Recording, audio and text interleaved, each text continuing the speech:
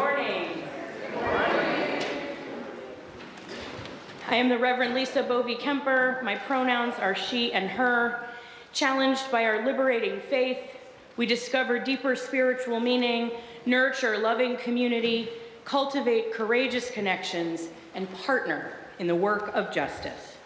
Welcome to each and every one of you here on the live stream and in person. We're pleased to have newcomers and guests with us in both places. I encourage you to reach out to our Director of Member Relations, Kelly Green, if you have questions about this place or if you want to get connected. Her email and her photograph are on the screen. We have large print orders of service, personal hearing assistance devices, and an elevator available. There's also a hearing loop in our alternate worship space, which is also a little quieter and sort of less, it's a lower sensory place, if that is useful to you, in the Bernstein room downstairs. We have coloring pages and fidgets and yarn for all ages in the vestibule, if that is useful to you or to your children. I invite you to check your order of service and our Currents newsletter and website for announcements and for what's going on this week. And I offer you a warm welcome. Whether you are here in person or joining via live stream, I will wave on behalf of the group to you. Whether today is your first or your 1000th Sunday in our midst, we are stronger because you are here. We are one people of many beliefs, origins, identities, and genders. We are all growing, all learning, all loved. It is good to be together. I invite you now to take a deep breath and settle in as our service begins.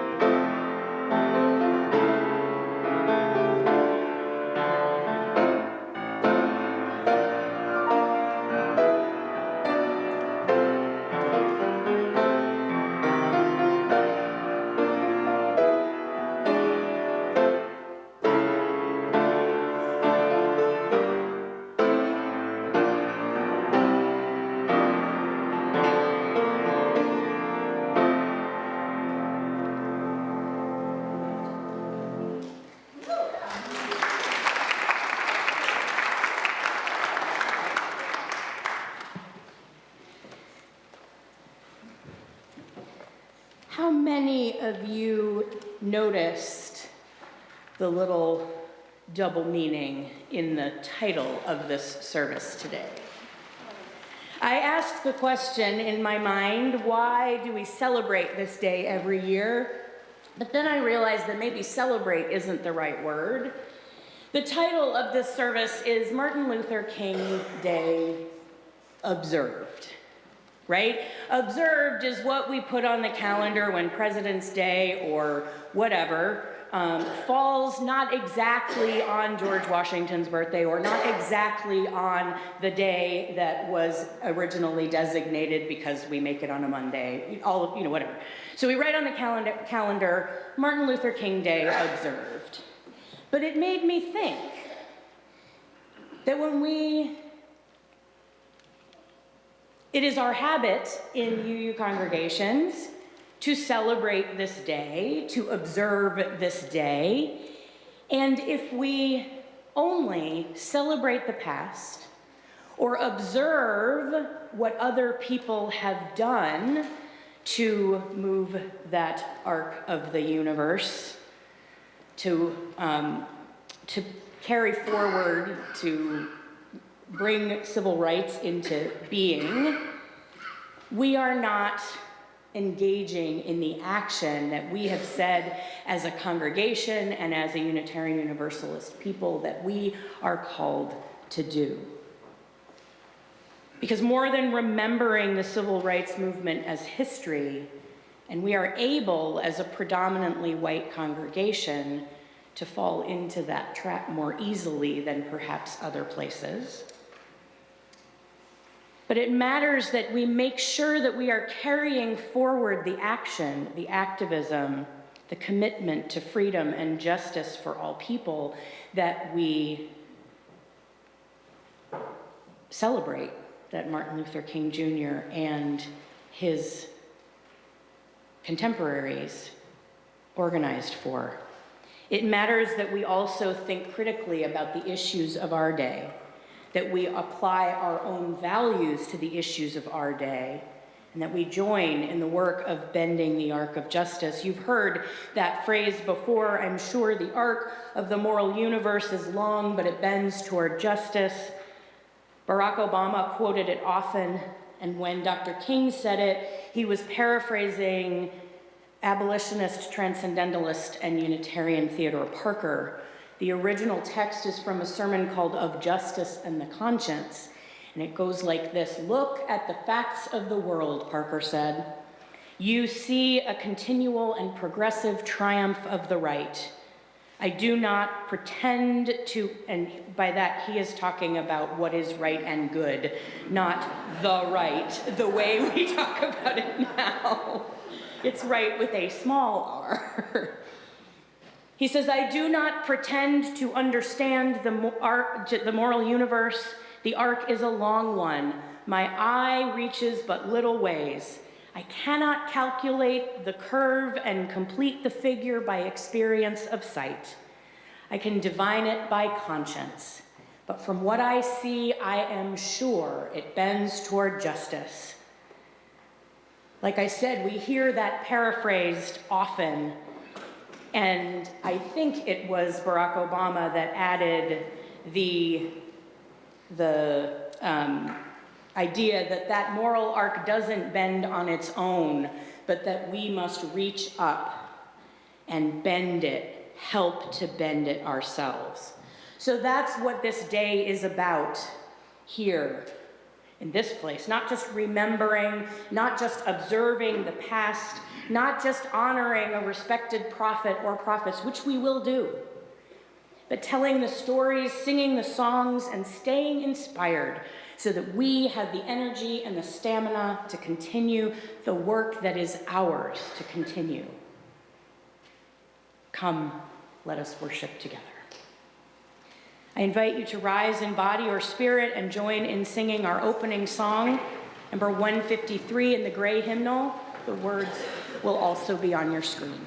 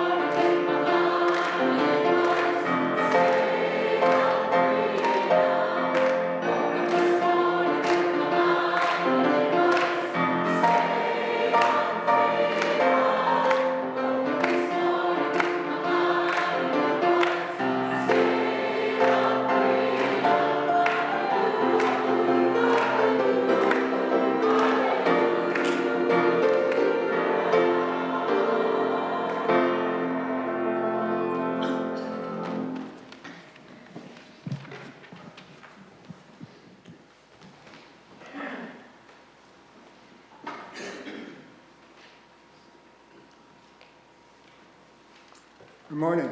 Good morning. Our chalice lighting this morning is for Beacon of Freedom by Tracy Johnson. We kindle our chalice flame this morning, awakening the fire of our ancestors in our hearts.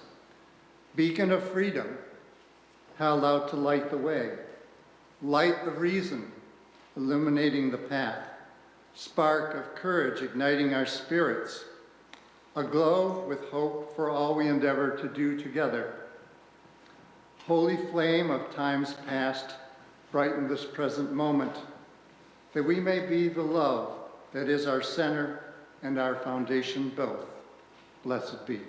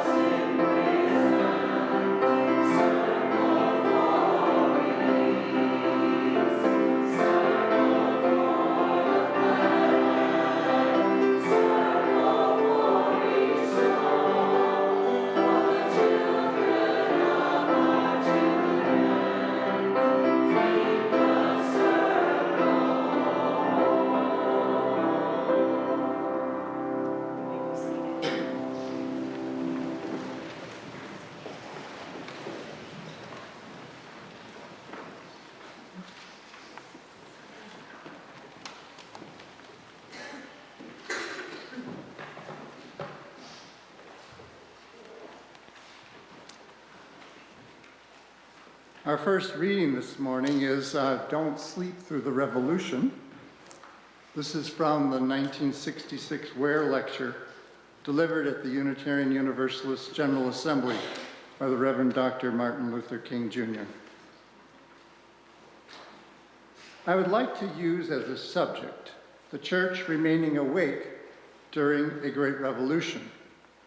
I'm sure that each of you has read the arresting little story from the pen of Washington Irving entitled Rip Van Winkle. One thing we usually remember about the story of Rip Van Winkle is that he slept for 20 years. But there's another point in the story which is almost always completely overlooked. It is the sign on the inn of the little town on the Hudson from which Rip went up into the mountains for his long sleep. When he went up, the sign had a picture of King George III of England. When he came down, the sign had a picture of George Washington, the first president of the United States. When Rip Van Winkle looked up at the picture of George Washington, he was amazed, and he was completely lost. He knew not who he was. This incident reveals to us the most striking thing about the story of Rip Van Winkle, and that is not that he merely slept for 20 years, but that he slept through a revolution. When he was peacefully snoring up on the mountains, a revolution was taking place in the world that would alter the face of human history. Yet Rip knew nothing about it. He was asleep. One of the great misfortunes of history is that all too many individuals and institutions find themselves in a great period of change and yet fail to achieve the new attitudes and outlooks that the new situation demands. There is nothing more tragic than to sleep through a revolution. And there can be no gainsaying the fact that a social revolution is taking place in our world today. We see it in other nations in the demise of colonialism. We see it in our own nation in the struggle against racial segregation and discrimination. And as we notice this struggle, we are aware of the fact that a social revolution is taking place in our midst. Victor Hugo once said that there is nothing more powerful in the world than an idea whose time has come. The idea whose time has come today is the idea of freedom and human dignity. And so all over the world, we see something of a freedom explosion, and this reveals to us that we are in the midst of a revolutionary time. An old order is passing away, and a new order is coming into being. The great question is, what do we do when we find ourselves in such a period? Certainly the church has a great responsibility, because when the church is true to its nature, it stands as a moral guardian of the community and of society. It has always been the role of the church to broaden horizons, to challenge the status quo, and to question and break mores if necessary.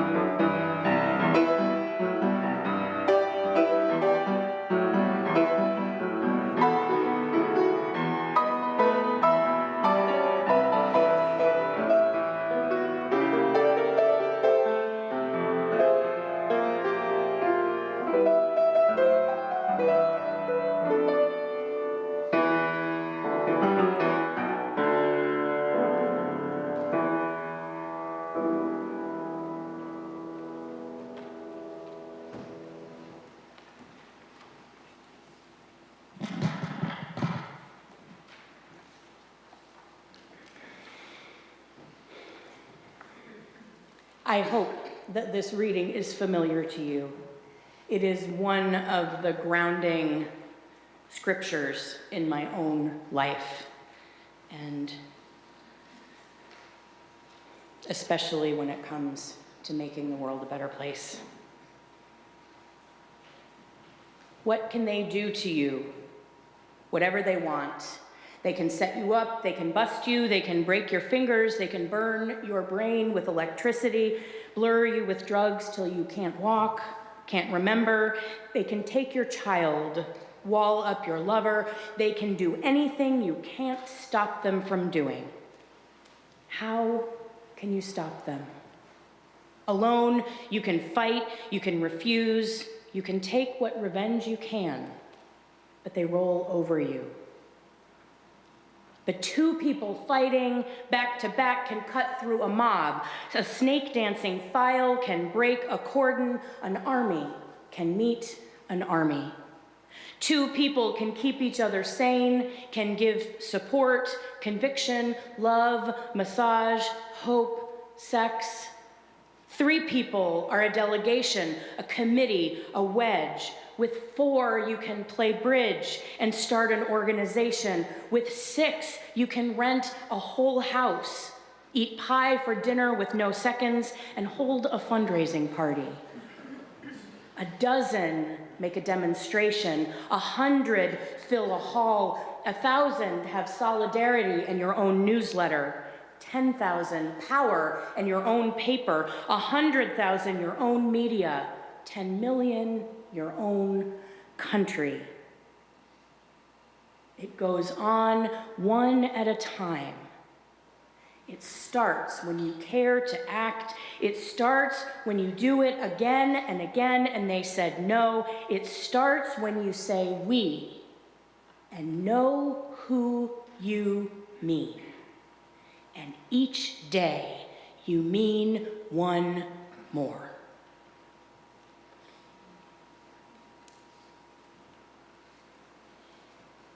I invite you to rise in body or spirit and join in singing our next song, Be the Change. The words are on the screen.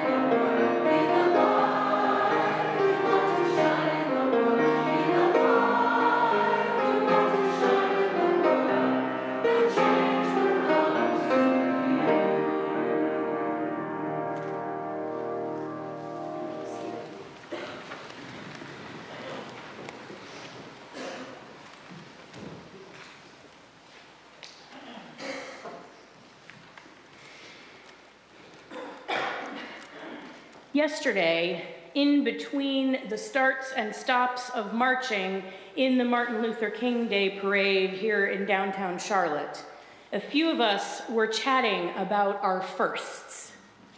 When was the first time we participated in a parade or a march or a protest, something like this gathering in the streets for a cause? And someone in the UUCC group said to my kid who was with us, when you grow up, you can say that you've been doing this since you were 9. Technically, since they were 3 or 4, but he doesn't remember, so he doesn't like it when he doesn't remember things, and so we will start with 9. My kid responded as many PKs, what we call pastors' kids, might, politely, but with the ambivalence of a young person who gets to hear a lot of deep thoughts from grown-ups that he didn't ask for. Busted. And as moms sometimes do, especially moms who are preachers, I got a little misty thinking about it all. I thought of the first time my parents took me to a protest or a march. I don't remember if I've told you the story before. I won't tell the whole story, but my mother took me out of school to see Geraldine Ferraro campaigning at the Wisconsin State House. I didn't get out of school for dentist appointments or doctor's appointments or anything, but I was taken out of school to see a woman running for vice president.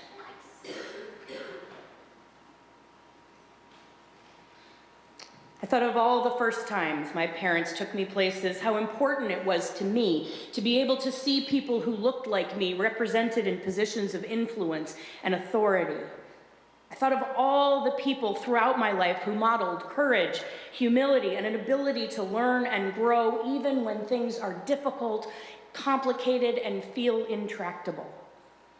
These are the people who not only taught me to care about fighting for all of us to be free, but who taught me not to be afraid to make mistakes.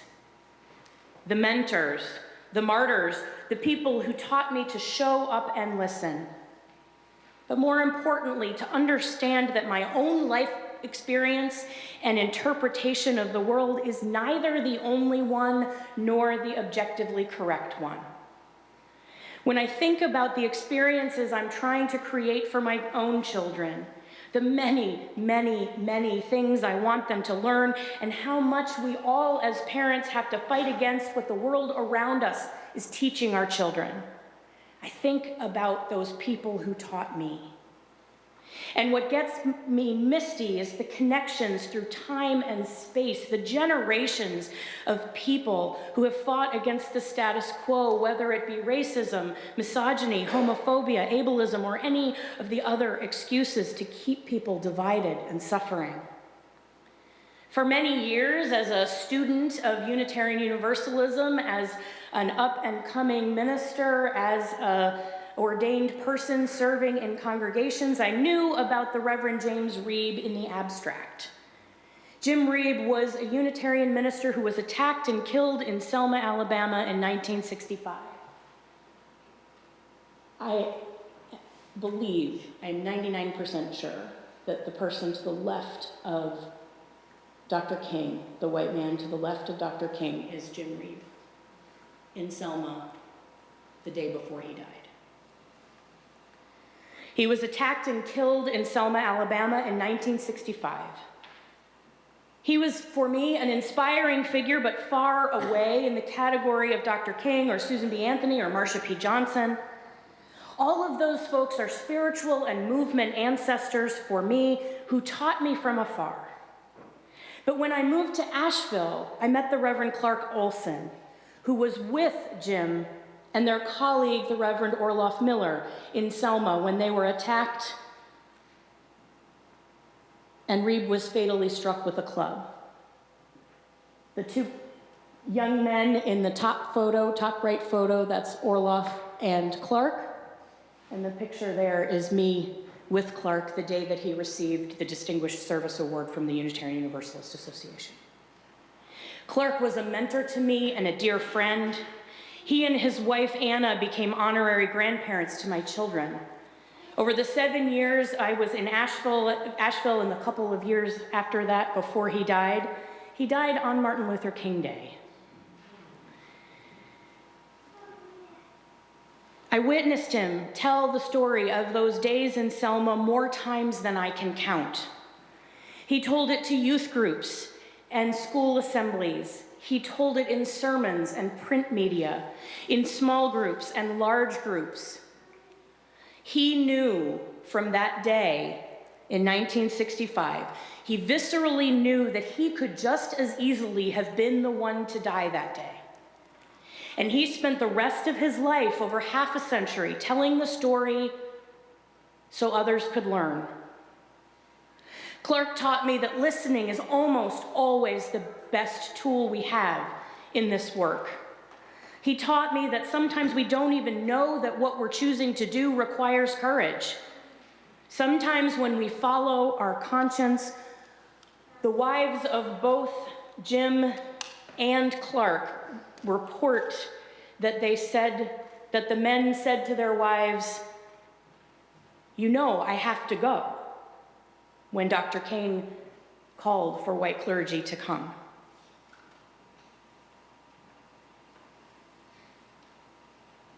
Sometimes when we follow our conscience, not knowing exactly why we're going or what we're going to face when we get there, we find the courage in the aftermath of events we didn't anticipate. Clark was the last person to communicate with a conscious Jim Reeb. He was in the ambulance that was waylaid by lots of different things, a flat tire, some white supremacists, and hospitals that were not integrated. He was in the ambulance that day. All they did was listen to King's call to white clergy to show up in Alabama and walk shoulder to shoulder with him. Clark used to say over and over again, we still have a lot of inequality in our society. My message is that whenever you see something wrong, step up, say something, tell somebody, take a stand. Along with my parents and so many others, Clark Olson is one of the people I carry in my heart while I do this work. Friends, who are your movement ancestors and teachers? Who first taught you about solidarity and bearing witness and being the change you wish to see? Who are you teaching, and what are you teaching them?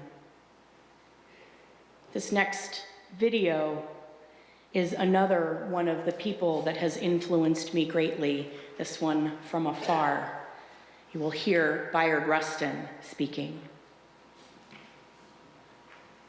If you can't get a decent salary for men who are working in the name of God, how the hell are you going to get rid of poverty?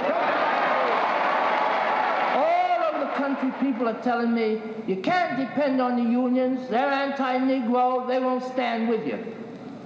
Well, I think the record here shows that in Memphis, this fight is going to be won because the black people of this community and the trade unions stand together, man to man. We call for a non-violent uprising with people sitting, standing, being arrested, white and black together.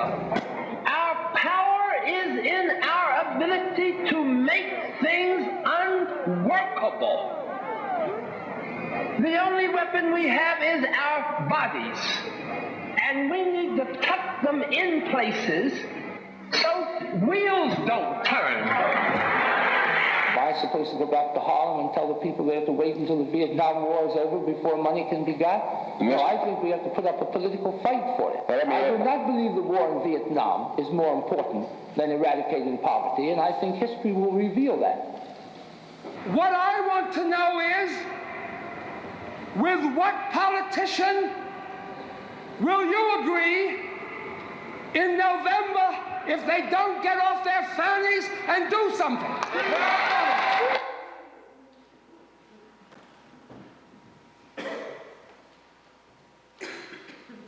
We're starting to get communications from Side with Love about get out the vote, so I look forward to giving you more information about that.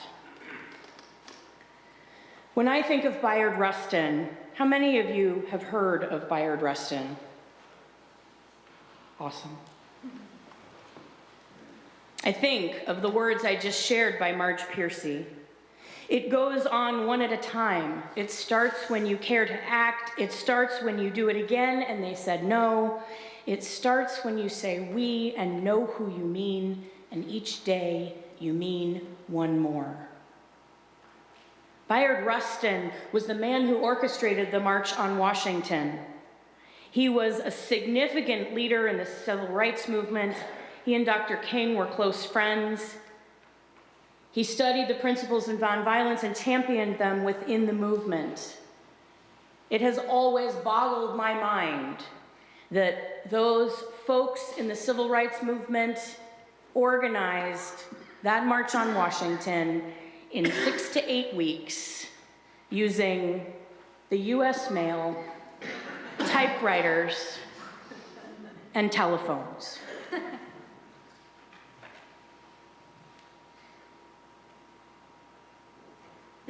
Bayard Rustin was the one who came up with the idea to give each category of organizing, lodging, buses and travel, speakers, to assign them to one name.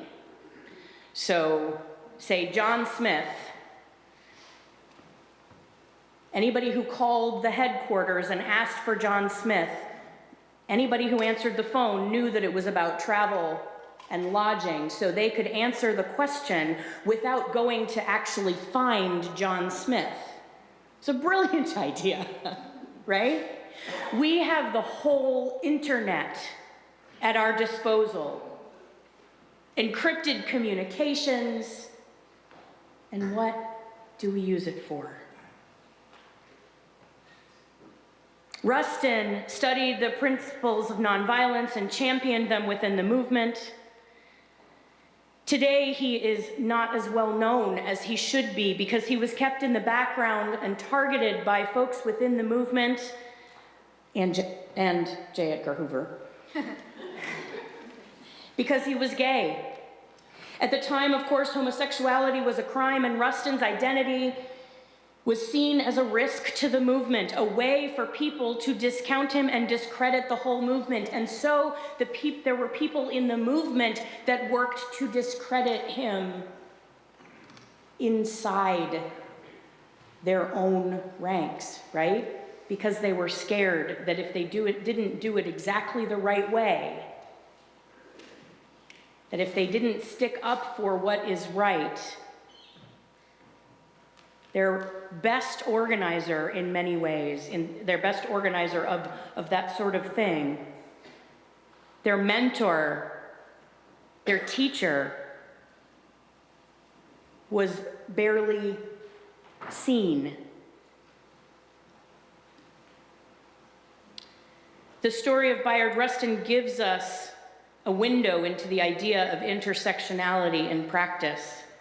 As a Black gay man, his identities intersected in complicated ways, and those intersections, as I've said, have had a profound impact on his life and his role within the movement.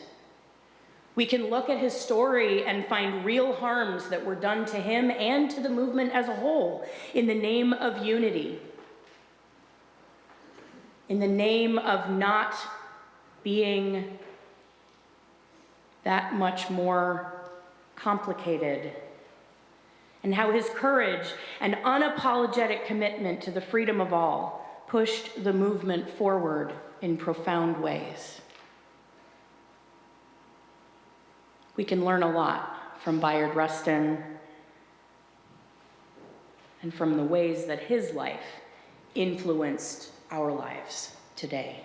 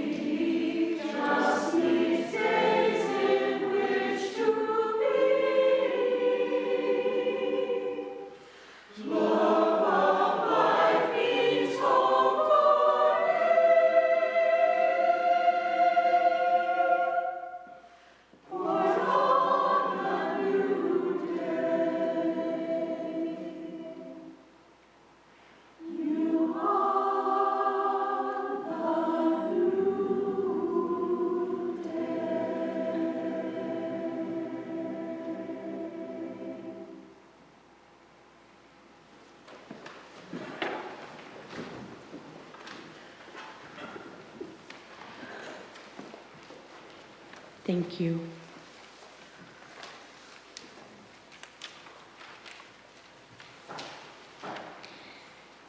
Eight months before he was killed in Selma, Jim Reeb preached the following to his congregation about the civil rights work. He said, there were many people who seemed to feel that once we'd had the March on Washington and once we'd had the Civil Rights Bill, things were just inevitably going to be easier, that somehow we'd done it. And I can say to you only that I think that this is the most dangerous kind of self-delusion, that we have not in any way done it. And that just to the extent that we think we have, we are going to be dismayed when we find out that we have not. And just to the extent that we permit ourselves to be emotionally dismayed, we ourselves as individuals will in some small way add to this thing that is known as the backlash, which is real, and I feel in many ways growing, and in many ways possibly stronger than we surmise as yet.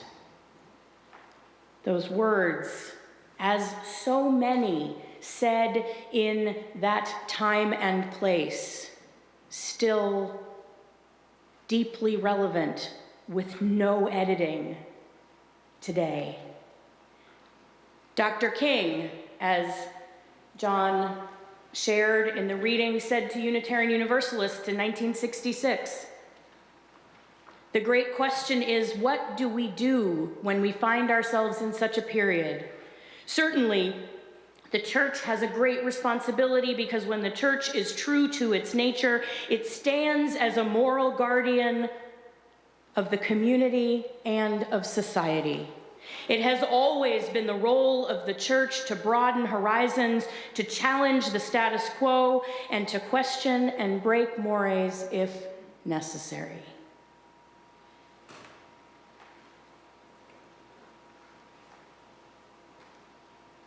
As Unitarian Universalists in the larger denomination, as members of this congregation, we've had a lot of conversation recently about how to continue this work that began with the civil rights movement. If you feel upset about the words being used and the values being expressed, either in support of or against the work of dismantling oppressions, I hope that today you will pause with me. If you find it difficult to understand some of the concepts and words that are being talked about,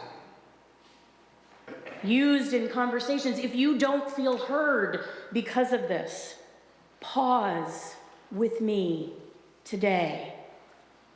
If you are feeling pulled to and fro by various articles and websites and books arguing strongly held beliefs on both sides, pause with me today and take a deep breath. Because it is my strongly held belief that everyone in this community wants to make the world a better place one way or another.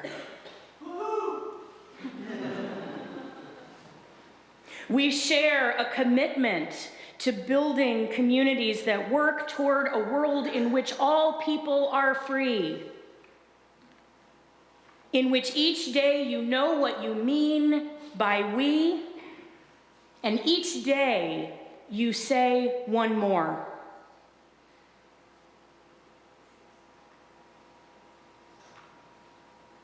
There are many different strategies being put forward and used to get to that end point in this community. But fundamentally, I believe that you all hold a shared value. Do you want to know how I know that? Because it's in your mission, your vision, and your ends. It is also in our UU principles. It is also reflected in many ways in the proposed new language for Article 2.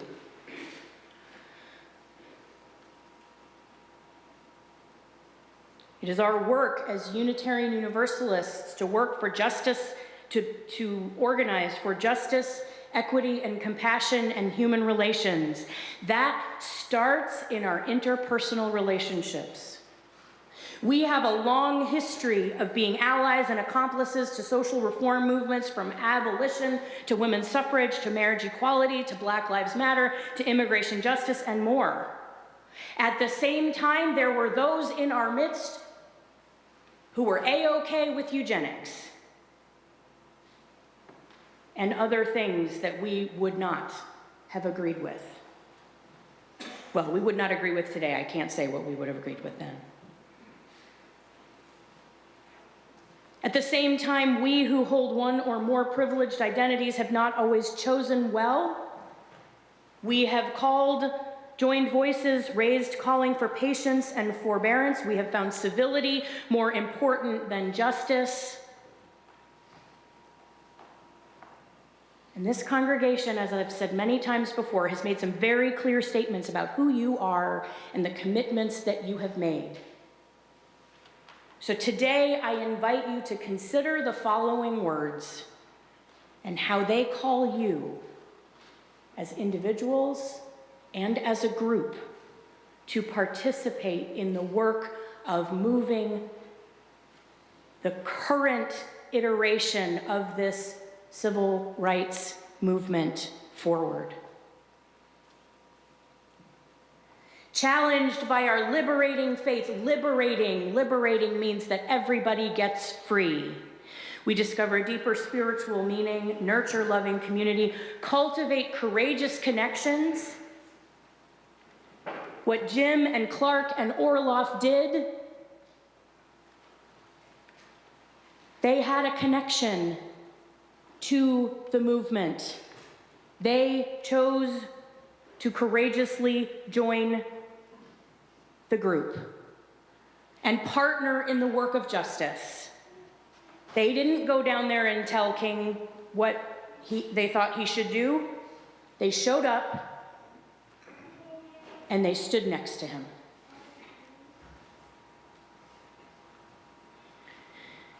We are loving, liberating, there's liberating again, religious community, inspiring spiritual, societal, and environmental transformation. Spiritual, societal, and environmental transformation in the larger community, in our congregation, and in the personal lives of children, youth, and adults. Are you with me? Yes. These are y'all's words. They're beautiful. They're actionable. They're clear. And they call you not to be observers.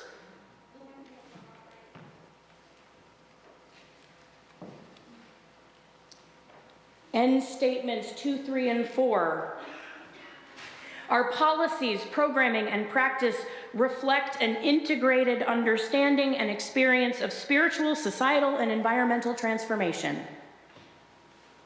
That means the work isn't just out there, it's in here. How do your policies meet the values of the civil rights movement, of this call to dismantle oppressions, your Unitarian Universalist values? We understand our personal, institutional, and community involvement with systemic injustice and inequity, and we demonstrate a commitment to dismantling those systems.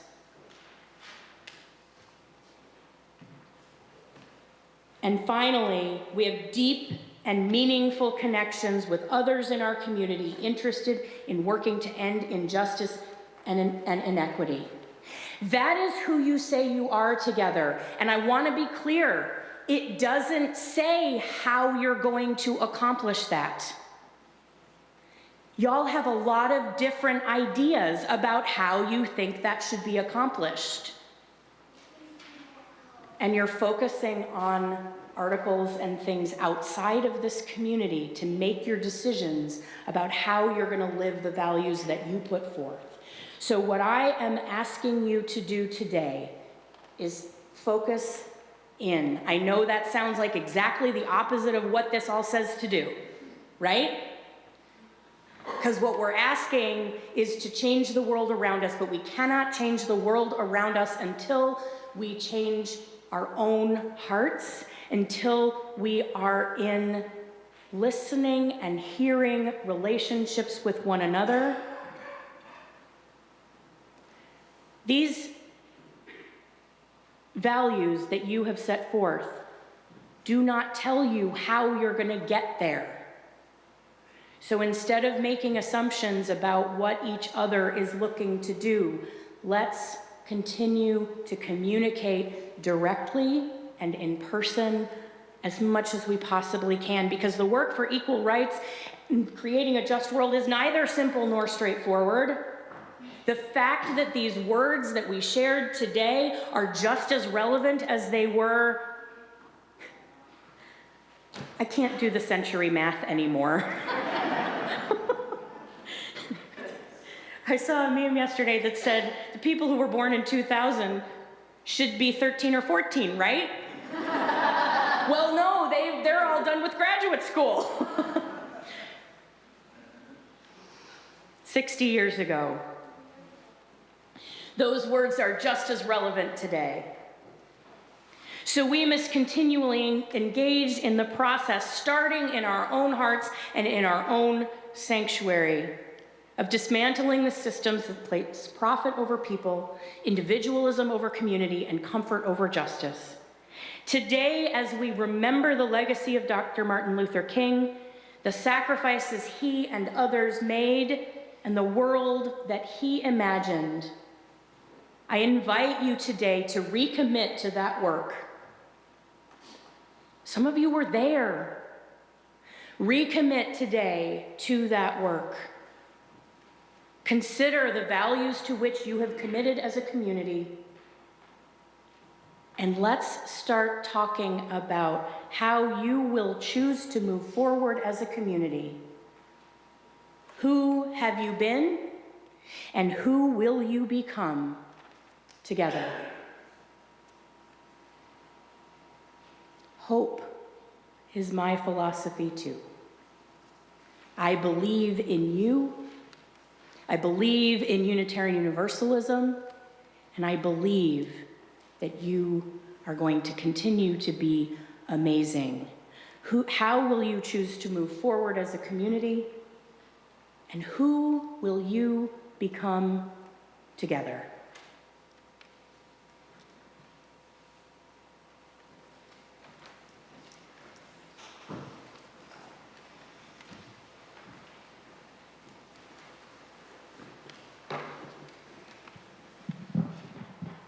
Sorry, John, that was kind of an unfair segue.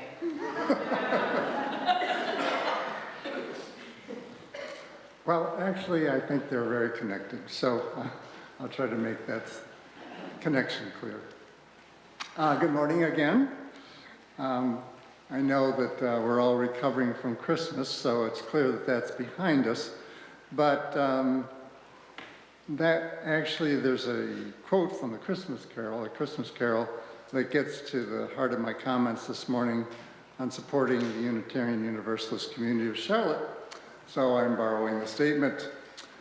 I'll note that Charles Dickens chose to affiliate with the Unitarians of his day while visiting America for the first time in 1842, just a few months before the publication of the Christmas Carol. If any of you have seen the movie, The Man Who Invented Christmas, you'll kind of know the sequencing. Dickens wrote for the newly enlightened Scrooge, "I will live in the past, the present, and the future. The spirits of all three shall strive within me." That's a very good description of the paths of my thinking while I'm filling out the pledge card for church and thinking about the morning offering. Memories, they're the after image of each person's life in the past. My memories of my past Unitarian Universalist congregations and my experiences at Unitarian Universalist General Assembly is of gratitude for opportunities to enjoy incredible music, to meet extraordinary people, many of whom turned into friends, to be challenged, to grow, and to be held in love through sermons and even committee meetings. Plus the glow of helping nudge my churches and the wider community toward fulfilling our professed values. Community is the life of the present as we interact, largely with good intentions and a willingness to learn, to serve the greater good, and to be comforted. But we also come with our many human frailties intact and on display. Sometimes we are busy and muddling through, and sometimes the light of inspiration and commitment shines through to us or from us. Part of the gift of Unitarian Universalism is its reminder that the process of living in the present often includes appreciating the gifts from the past while understanding that change is an important part of finding meaning within the past, the present, and the future. Hope is the life of the future as we envision how the months and years ahead might unfold for the better for us and through us. Mostly we realize that this hope for a brighter future requires help from our hands, our voices, our hearts, and our checkbooks. I encourage all of us to approach our support for the Unitarian Universalist community of Charlotte through the lens of reflection about our understanding of the struggles and triumphs of Unitarian Universalist communities over the centuries, the unfolding of our transitioning Unitarian Universalist community here in Charlotte in the present, and the future nudges toward the light that we can create in this community and in the wider community to which we are all participants. We on the Stewardship Committee are grateful for your pledged support and donations that sustain the work of this community within and outside. If by chance you're in the winter pledge group, we appreciate if you could get your pledges in by the 21st. While the morning offering is being received, you're invited to come forward to light candles, honoring a milestone, a concern, or a celebration. The ushers may now come forward.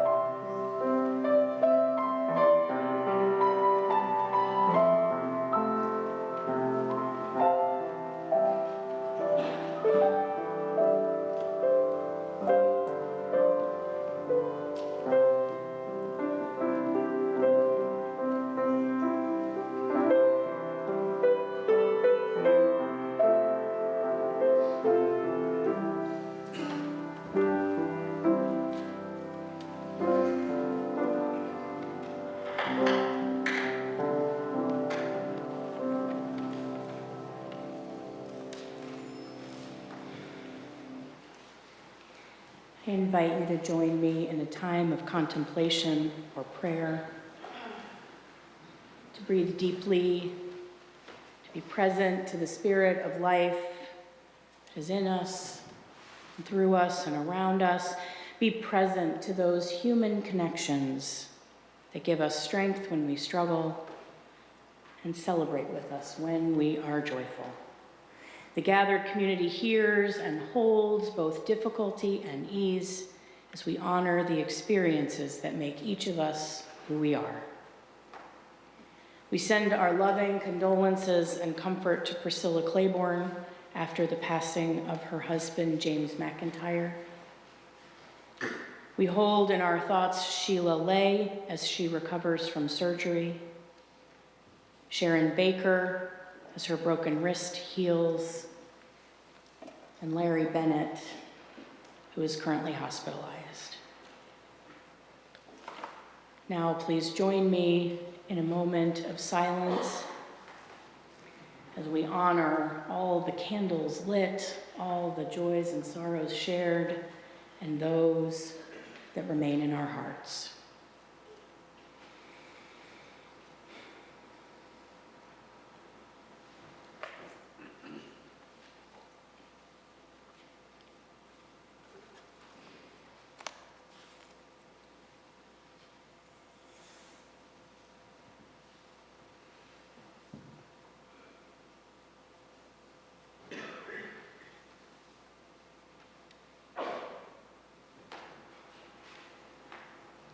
Continuing our time of silent contemplation, spoken and silent contemplation, I share the words of Wayne Arneson for our meditation.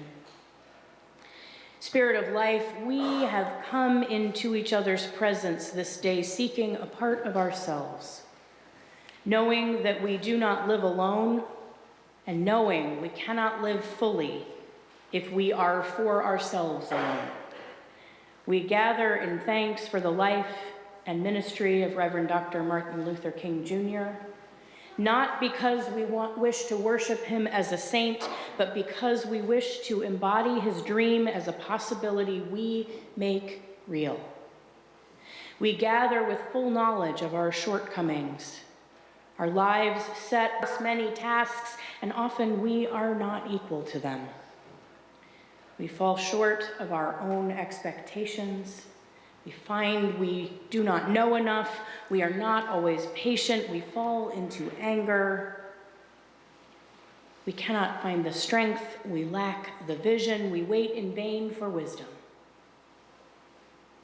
It is painful to acknowledge our shortcomings, yet we are here. We are here, not always perfect, not always wise, not always just, but wonderfully and mysteriously human and alive. We dedicate this time together to renewing our hope. May the stories we share give us courage. May the songs we sing give us hope. May the words we speak give us wisdom. And most of all, may the touch of hands, the sight of faces, the sound of voices lifted in song and affirmation restore in us the faith that this world may be made whole with all its people one. Amen, and blessed be. I invite you to rise in body or spirit and join in lifting our voices in song. Singing, Answering the Call of Love. The words are on your screen.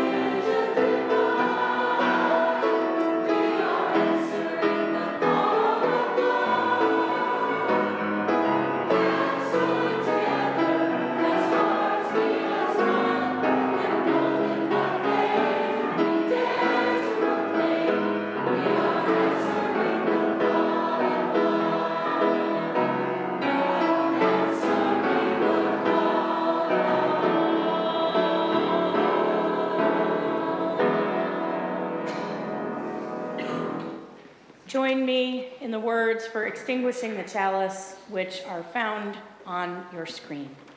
We extinguish this flame, but not the light.